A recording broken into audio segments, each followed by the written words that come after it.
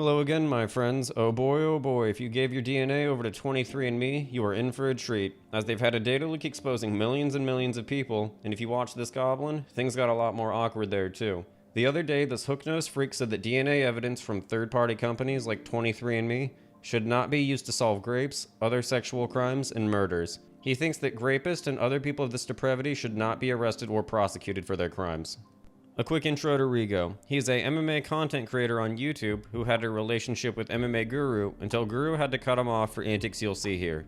Initially, Rigo and his chat start off cracking jokes about not wanting their kids to get caught up on murder charges years down the line. 23andMe raped hacks recently. I'll just tell you, that's why I would never do that shit. I was also against it because, like, hey, if my, great nephew starts going on a murder spree in, 2045, I don't want him to get arrested because I fucking, gave my DNA to find out I'm 1.2% Basque or something, and then they arrest my fucking descendants in the future. Which, whatever, edgy joke, haha. But then for some reason, Rigo decides to start vouching for rapists and turns the topic to violent sexual assault because every joke he makes has to be about 13-year-old girls, 16-year-old boys, dead kids, animal abuse. Women did Bryce a favor. She should have just grabbed his rifle and pointed at the dog. And guess what the police would have done? Been oh, she shot the dog in the head. Did she torture the dog? And Bryce would be like, no, she just shot it in the head in front of me in her own house. They'd be like, okay, why are you calling us, buddy? Call PETA. Going to bang my girl. She looks like Sean. I killed a mouse one time. I didn't feel too great about it, but I didn't feel super bad about it. Who you got? I didn't need to kill the mouse. I found it in a field with my buddies and we chopped it up. And looked at its insides. Him killing the mouse wasn't a joke either, and it wasn't a pest or rodent eating crops. He found a mouse in a field, took a knife, killed it via torture, cut it open to see its insides, and chopped it up like a normal person does. Or he will attack sexual assault victims. He goes after the most vulnerable people on the planet because he's worried someone who's capable may actually retaliate. Returning to North Korea slowly. Exactly, Rigo. I don't know that in case my son a killer. Yeah, exactly. I don't like that shit that the FBI can just subpoena 26andMe. Okay, yeah, they're catching some people, but it's not even like they're catching a serial rapist in the act or something like that. They're catching 70-year-old guys who've stopped their murders and rapes and stuff like that. And then they're like, we got the bind, torture, kill killer who terrorized California. People are like, oh my God, thank God. In the 1970s. It's like, what?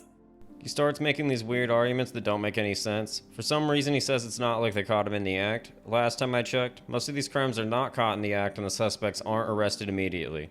It doesn't matter if you commit a disgusting, heinous crime, you need to be held accountable and put on trial for it. And I think the victim and their families would care, Rigo. It's a very traumatic, violent, and disgusting act. You obviously don't know what it's like going through something like that because you've been spoiled rotten your whole life. Who gives a shit? The guy's... I think there should, I'm not crazy, but... if you get away with that shit and then stop, they always say, oh, serial killers never stop killing. If you do, and you stop for 20 full years, I don't think you should be getting arrested when you're just going to Starbucks or Dunkin' Donuts and shit. And they're just taking this poor guy's cup and testing his saliva. Crazy.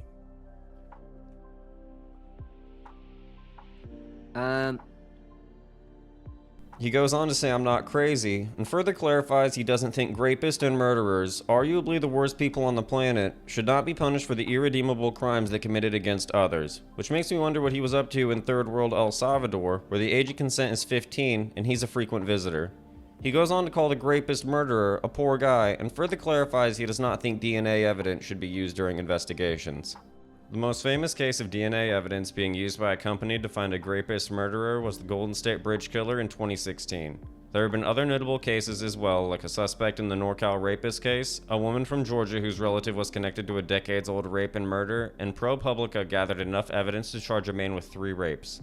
If any of you have gone through some sort of traumatic experience like rape, sexual abuse, having a friend or family member taken by murder, please do what you can to address these issues in your life with people you are comfortable around, and find peace. Don't feel discouraged by weirdo grape apologists.